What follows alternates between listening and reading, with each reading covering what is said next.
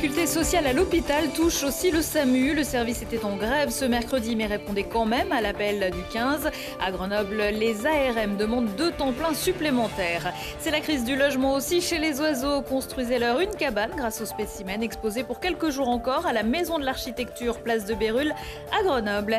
Et puis, si vous n'avez pas le niveau pour les lacets de l'Alpe d'Huez, rassurez-vous, l'Oison à vélo, c'est quand même pour vous grâce à la voie verte labellisée Tour de France en présence de Christian Prudhomme. Bonsoir à tous, bienvenue dans ce JT du mercredi 5 juin 2019, toutes les heures à partir de 18h, l'essentiel de l'actualité du Grand Grenoble en moins de 10 minutes.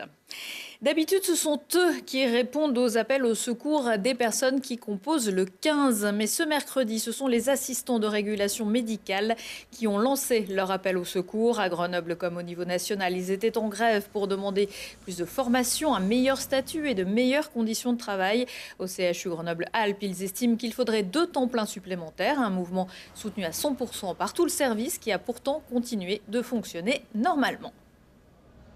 Ce qui est le plus important pour nous, c'est vraiment les conditions de travail parce que ça regroupe la prise en compte de nos spécificités, de l'explosion de l'activité du 15 et aussi la qualité de la prise en charge des patients, qui est vraiment une inquiétude permanente de notre côté. De plus en plus d'appels sont reçus par les 15, tout simplement, donc il faut de plus en plus de gens pour y répondre rapidement et correctement.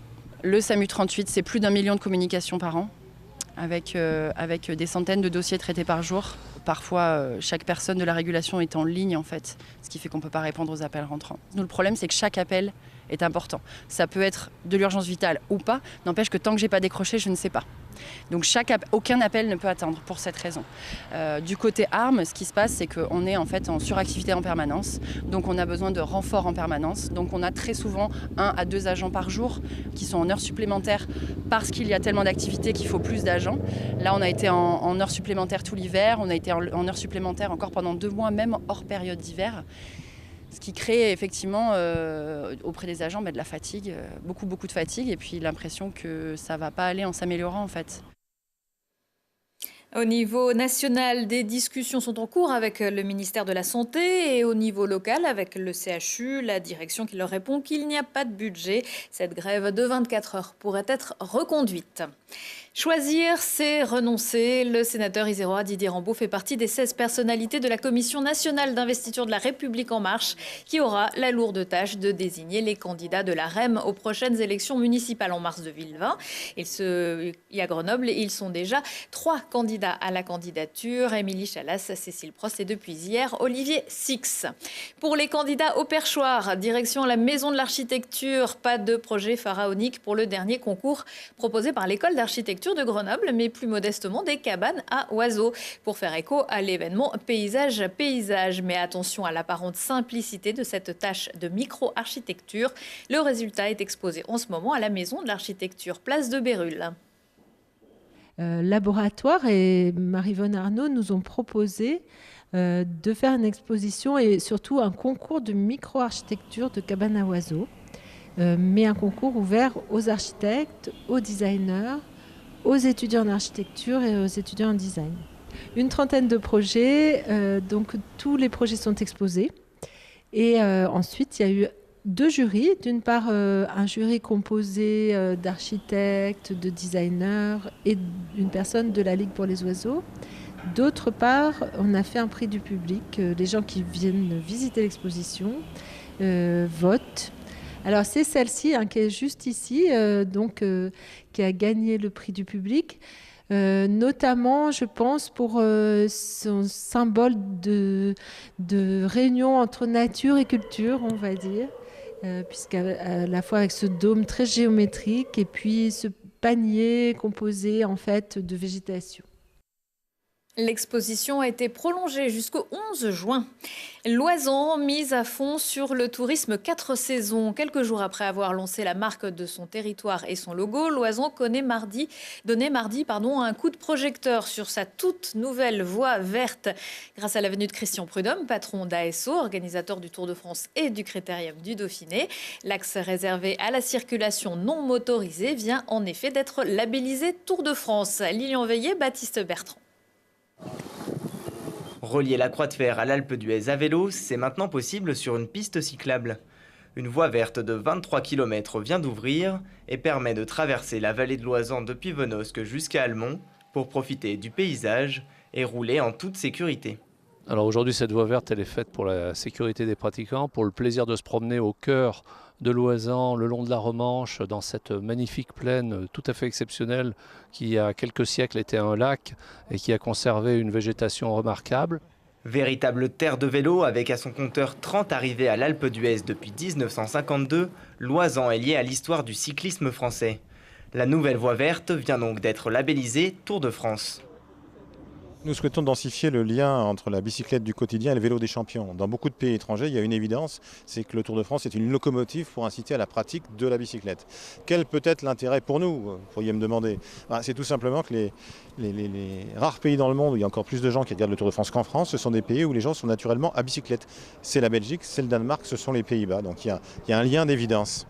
Rouler pour le plaisir, pour le décor, mais aussi peut-être pour croiser des coureurs de l'équipe AG2R. On a un partenariat avec Oisans Tourisme, et donc on vient régulièrement depuis de nombreuses années ici faire des stages, que ce soit le stage du mois de novembre, mais aussi le stage du mois de juillet. Et donc forcément, les coureurs seront appelés à rouler en toute sécurité sur cette voie verte, bien évidemment. Oui. En tout cas, la voie verte fait déjà quelques amateurs. Oh, magnifique. C'est dur pour les artistes, mais c'est magnifique. Nous sommes habitués à la Hollande, le pays est très plat, pas de montagnes. Pas du tout. Cet aménagement de 2,4 millions d'euros est voué à être élargi à l'horizon 2021 pour relier les 50 km de Bourg-d'Oisans à Grenoble. Et le coût total de cette voie verte à terme, 6 millions d'euros. Et le cycliste néerlandais que vous venez de voir dans ce reportage n'était pas là par hasard, mais pour participer à l'Alpe d'Huez. La 14e édition de ce Téléthon néerlandais aura lieu jeudi. Attendez-vous à voir déferler une marée orange sur l'Alpe d'Huez. Autour de 5000 participants sont attendus. L'objectif de cette initiative sportive et solidaire est de gravir le plus de fois possible l'emblématique montée, jusqu'à 6 fois pour les plus entraînés. Depuis 2010, il est également possible de faire l'ascension en courant et en marchant. Et dans tous les cas, une devise, l'abandon n'est pas une option. Le coup d'envoi de la Coupe du Monde féminine de football sera donné vendredi à Paris. 9 stades français accueilleront des rencontres, dont le Stade des Alpes à Grenoble, où se disputeront 5 matchs. Le premier, Brésil-Jamaïque, dimanche après-midi. Plusieurs manifestations sont déjà organisées pour fêter l'événement, dont un tournoi de baby-foot intergénérationnel, organisé par l'association Tatane et le CCS de Grenoble. Les phases de poule se déroulent tous les mercredis dans différentes résidences pour personnes âgées, comme par exemple là au Bois d'Artas. Les papiers Mamie-Foot sont associés à des jeunes de 10 à 15 ans. L'idée, c'est de remettre le plaisir au sens du jeu et de proposer un foot utile, un foot qui permet de créer du lien social. Et du coup, c'est pour cette raison qu'on a lancé les tournois Papy Foot depuis 4 ans à peu près à Paris. Donc, c'est des tournois intergénérationnels qui rassemblent des juniors et des seniors. Donc, on fait des binômes entre des seniors et des enfants. Donc, c'est donc une rencontre entre les plus jeunes et les moins jeunes. Et du coup, là, l'idée, c'est à Grenoble, dans 4 résidences grenobloises, de faire des tournois intergénérationnels autour du baby-foot. Donc au-delà d'un tournoi, c'est plus une rencontre entre les plus jeunes et les moins jeunes. Pour moi, ça a été un moment vraiment de vrai bonheur, parce que retoucher des manettes de baby 50 ans après le lycée, c'est vraiment quelque chose de phénoménal. Et puis de se retrouver avec des jeunes, c'est vraiment très vivifiant. Et bon, on est allé jusqu'au bout. Je crois que c'est la solidarité en fait, et puis la cohésion de l'équipe qui a fait qu'on a gagné. La grande finale aura lieu mercredi 19 juin de 17 à 19h à l'Anneau de Vitesse, au village de la Coupe du Monde, qui ouvrira justement ce vendredi. À 20h15, 23h15, si on parlait, aujourd'hui avec ses invités, Thibaut Leduc va jouer au funambule avec le recordman du monde de Highline, parler d'innovation dans le domaine du sport et s'offrir un pique-nique haut de gamme concocté par des chefs isérois. Prochain rendez-vous avec l'actu dans 1 heure et en replay sur télégrenoble.net. Je vous souhaite à tous une excellente soirée.